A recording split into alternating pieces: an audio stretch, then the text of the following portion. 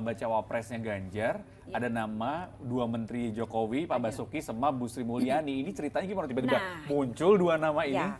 Jadi ini tuh menarik sekali gitu. Kenapa tiba-tiba muncul nama lain gitu?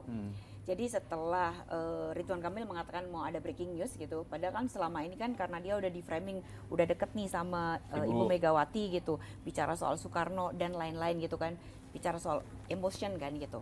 Terus tiba-tiba Hasto memberikan kejutan gitu, bahwa ada kemungkinan gitu kan, akan ada tokoh baru yang muncul yang dia bekerja secara senyap.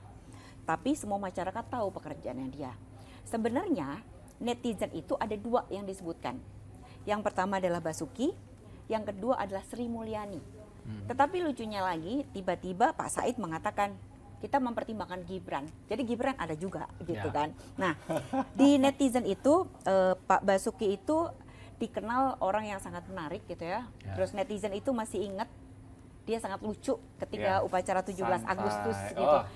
Waktu dia menggoda Erick Thohir dan itu membuat Pak Basuki yang selama ini itu diem bekerja, dia tuh orang yang apa adanya gitu, dia nggak suka pencitraan dalam tanda petik gitu, dia hanya bekerja, bahkan sampai presiden tuh mengatakan bahwa dia adalah bapak infrastruktur Indonesia gitu kan. Nah itu yang menjadi bahwa netizen mengatakan bahwa Basuki adalah salah satu figur yang tepat gitu untuk Ganjar karena dia bisa melanjutkan apa yang disampaikan oleh apa yang sudah dilakukan oleh Pak Jokowi. Kedua, kalau dari sisi engagement, Pak Basuki cukup besar ya dikaitkan karena walaupun postingannya hanya 200, tapi engagementnya tuh lebih dari 24.000. Artinya orang merespons gitu, oh iya ya ada Pak Basuki gitu ya, yang dia ini penuh dedikasi bagi bangsa dan negara gitu katanya.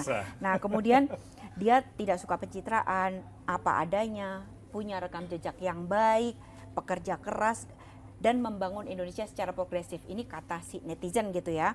Nah kemudian Sri Mulyani Indrawati.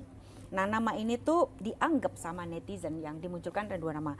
Mampu menjaga stabilitas perekonomian Indonesia di tengah pandemi seperti kemarin gitu. Bahkan selama 7 kuartal berturut-turut pertumbuhan ekonomi Indonesia tuh berada di atas angka 5%. Ini adalah salah satu pencapaian yang luar biasa. Di tengah kita tahu bahwa negara lain itu sedang mengalami penurunan. Jadi dua nama itu muncul gitu. Sebagai salah satu figur yang alternatif tadi gitu kan. Karena kalau dilihat cocok juga gitu ya, cocok juga itu bahwa Ganjar bisa dipasangkan dengan Pak Basuki gitu ya untuk melanjutkan infrastruktur gitu supaya IKN tetap jalan misalnya gitu kan, cocok juga dengan Ibu Sri Mulyani gitu. Keduanya adalah orang yang senior. Kalau tadi Mas Eriko bilang bahwa kalau bisa tuh yang namanya cawapres itu tugasnya berbeda dengan presiden gitu kan.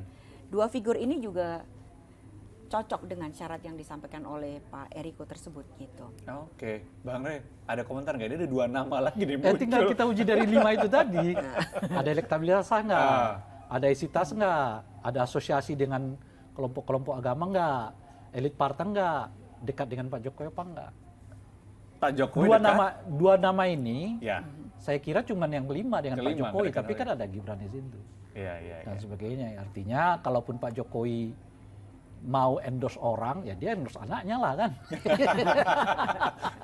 Sama-sama ada kedekatan dengan anaknya gitu ya.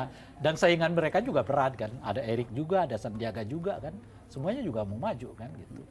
Nah jadi kalau dilihat dari 5 varian ini, 5 syarat yang saya sebutkan itu, rasanya nggak masuk nih. Dan nggak ada waktu untuk memperkenalkan mereka kepada publik. Karena keterkaitan mereka juga menurut saya mungkin masih di bawah 30% terhadap masyarakat gitu. Sementara gapnya antara keterkenalan dan keterpilihan itu bisa sampai 70% loh. Ya Pak Prabowo 100%, siapa yang nggak kenal?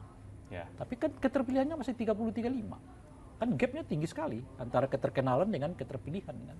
Nah gitu. Kalau di media itu, media sosial nih, dia mengatakan bahwa kalau kita belajar tahun 2019 itu, siangnya Mahfud, malamnya Ma'ruf. Nah, nama Ma'ruf itu kalau di dalam pemberitaan media dulu dan secara elektabilitas itu rendah gitu kan. Dia ketika 2019 itu bahkan ketika saya membuka rekam jejaknya Ma'ruf pada tahun 2019 dan menjelang pemilihan itu ternyata Ma'ruf juga bukan figur yang dia sangat menonjol gitu ya, elektabilitasnya menonjol gitu. Dia hanya memang dia menguasai dalam tanda petik terkait sama ekonomi pada saat itu. Jadi ekonomi terus disampaikan oleh Pak Ma'ruf gitu. Nah, bahkan sampai di detik terakhir itu Pak Ma'ruf masih biasa-biasa aja, santai gitu. Dia hanya dianggap sebagai perwakilan NU gitu. Dari NU siapa nih gitu. Ada beberapa nama, ada Said Agil, ada dia, ada Mahfud gitu. Nggak ada angin, nggak ada hujan gitu. Nah, itu gimana tuh, Mas? Masalahnya beda antara 2019 dengan 2024. 2024 ini nggak ada Jokowinya gitu loh.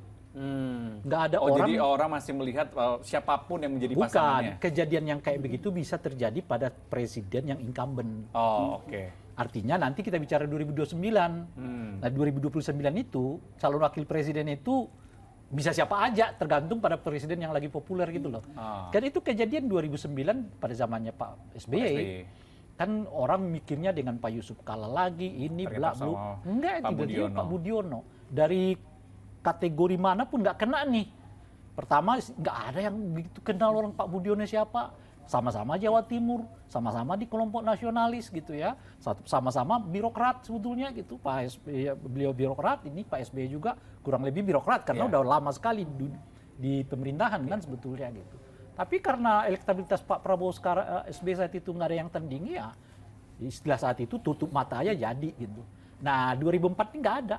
Semuanya adalah yang baru. Wakil presiden adalah salah satu sektor yang paling kuat untuk menentukan siapa yang akan menang atau tidak. Jadi kalau dia tutup mata nyari bahaya itu ya. Bahaya. Ya, jadi harus benar perhitungan tadi. Iya. Ya? Jadi faktor-faktor sosiologis kayak gini harus kita lihat juga untuk melihat apakah kontekstual cara itu diberlakukan untuk pemilu seperti yang sekarang ini gitu.